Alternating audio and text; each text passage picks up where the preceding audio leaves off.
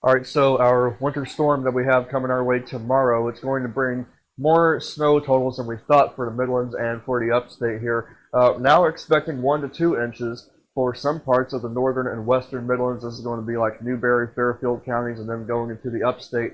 That will be more on the order of 2 to 4 inches. That's if we get less ice amounts, and if we do get more ice, that's going to cause for more slippery roadways and possibly some power outages. But everybody is going to eventually transition over to just a cold rain by the time the system is all said and done. So the way it looks tomorrow, we're still going to start out around 30 degrees, possibly lower than that in the colder areas.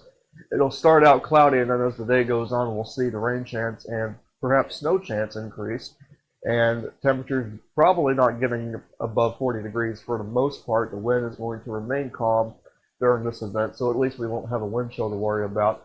And so here's the timeline. We're expecting it to start out as snow, and then it's going to transition over to freezing rain and sleet in the early afternoon to late evening, and then it will transition to just a cold rain in the late afternoon into the evening hours, overnight, going into Saturday morning.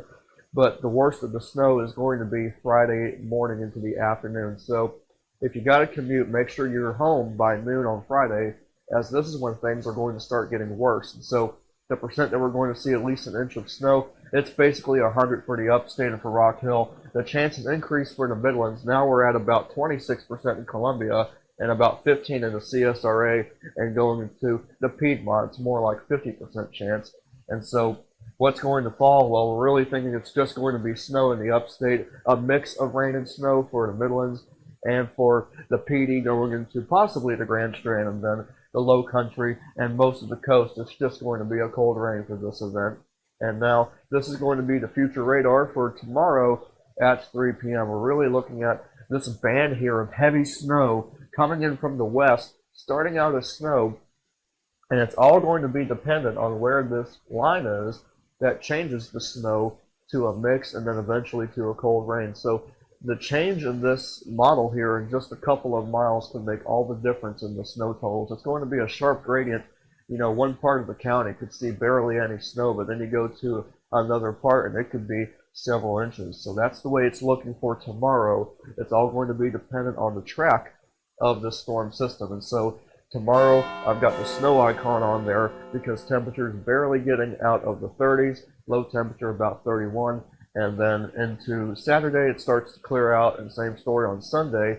Now, the problem here is that we're going to refreeze overnight. So, although the snow is going to have the chance to melt a little bit, it's going to refreeze and cause some black ice on the roadways Saturday night and Sunday night. And so, you can expect some cancellations and delays because of that on the rural roadways Monday morning. There will still be some black ice. We warm up relatively on Monday, so that will likely get rid of all of the ice. And then Tuesday and Monday, we're really in the 50s, but then we go back down to the 40s into the end of next week with low temperatures in the 20s almost every single night throughout the next 10 days. Hey, that's the latest on the storm system. Come back here tomorrow morning for the latest information.